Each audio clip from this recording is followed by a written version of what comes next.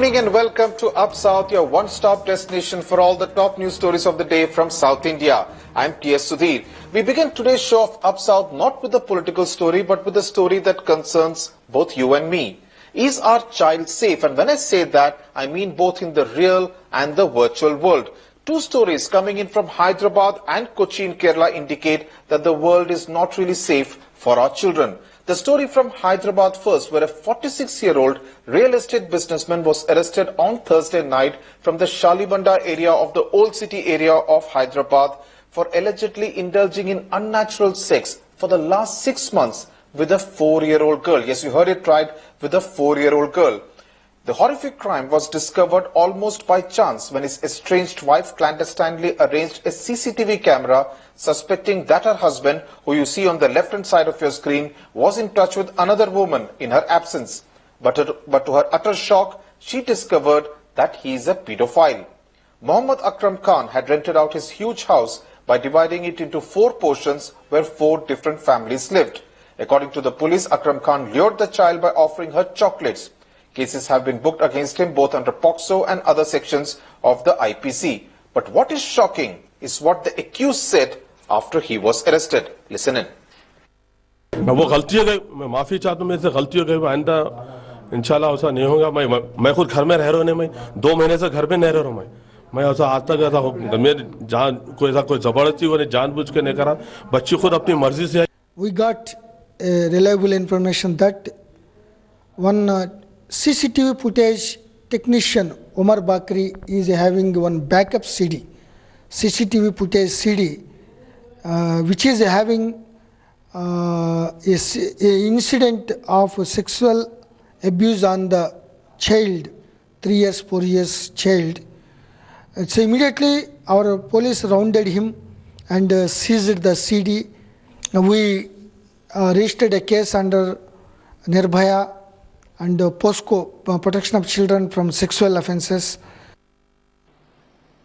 So you heard the accused there saying that the girl actually came to him willingly and he accepts his crime, saying that he made a mistake. Meanwhile in Kerala, the Facebook pages promoting pedophilia continue to sprout. You remember that we have been reporting on various pages on Facebook which have been promoting pedophilia, picking up pictures of young girls from anyone's Facebook page. More such pages have now come up on Facebook and pictures of young girls and now blocked. The page title Kochu Vedikal have users posting obscene comments under the photographs of young girls whose pictures it looks like have been taken from various social networking sites and magazines without permission. The page, which looks only a month old, has some 800 odd likes and is being reported by several Facebook users. The admin who posts the pictures asks the users, "What do you feel when you look at this?" A complaint was filed with the cyber police by a resident of Ernakulam in Kerala, and the page has now been taken off.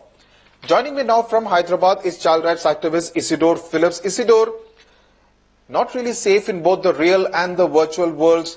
You saw the story of Akram Khan, who has been picked up by the Hyderabad police from the old city area, accused of raping a 4-year-old child for the last 6 months. And then you have the story from Kerala of Facebook, where a lot of these pedophile pages have been coming up. What's your take on this lack of safety in both the real and the virtual worlds? Very true, Sudhir. Basically, because at last we seem to be waking up to the reality that pedophilia does exist. And I think it's been always pushed into the realm of certain anecdotal experiences, but I think ultimately, I think the society is standing up to be able to watch something like this, because all along we saw abuse on children, and now we are also looking at more and more cases that are getting reported on pedophilia. Proves to another very important point of safety within the known realms of children, be it both in real as well as also in the cyber world. Right. Isidore Phillips, just hold on. My colleague Revati Rajivan sent us this report from Kerala on what kind of action has been taken by the Kerala Cybercrime Cell against these Facebook pages which have been reporting this kind of pedophilic activity. An alleged online sex racket was busted last month while the police was investigating into a Facebook page promoting pedophilia. Now, the culprits behind this page were not nabbed for long, as they were traced outside the country or the pages were immediately deactivated. Now, with the crackdown of this case, pedophilic cases have become a priority on the Kerala Police's list, and each bit of information associated with it is being taken seriously. Now, with the investigation into the Facebook pages have led Kerala Police into several other websites that is offering pedophilic services within and outside the country. The sources say that increase in number of these kind of pages and the comments on this site is a direct reflection of people, the actual number of people who are actually involved in pedophilia and child pornography, which is a serious concern, because it is not just a matter of one or two clicks, but it is a matter of several adults who are actually online and offline involved in pedophilia and child pornography, putting lives of several children in danger. Now, with internet being accessed by everyone, easily available at their fingertips, irrespective of age, it is also a responsibility of the parents to be aware that a lot of pictures of children being used on these sites are randomly taken from social media websites or at public functions. Revati Rajivan for India Today. Right, Isidore Phillips, there you heard Revati Rajivan. Now, as far as the virtual world is concerned, you can actually alter your settings to ensure that people outside your friend circle perhaps do not get to see many of the pictures of your young ones which you post on Facebook. But what would you tell parents? How do they actually take care of their children in the real world, given the fact that these kind of pedophiles like Mohammed Akram seem to exist? I think real world is as much challenge as much as cyber world also. See, cyber world is a big issue in terms of all the schools today promote children to actually access the internet with no safeguards, with no regulations, with no nanny controls, with no parental controls on internet. We haven't worked on cyber security systems for our children, so children can access just about anything on the internet because they have to use the internet if they have to do their project work. And I think this is exposing the children already vulnerable age to a much more larger world that can exploit them with no protection and that is prone with a lot of dangers, and that risk is something that the educationists, that the CBSE board, the SSE boards will have to take cognizance of. The second thing is about in terms of parents' role. I think parents' role will become paramount in terms of safety because parents are generally more scared today. The more cases they hear, the more worried they are, and rightfully so. But I think one thing that the parents can do is talk to the child.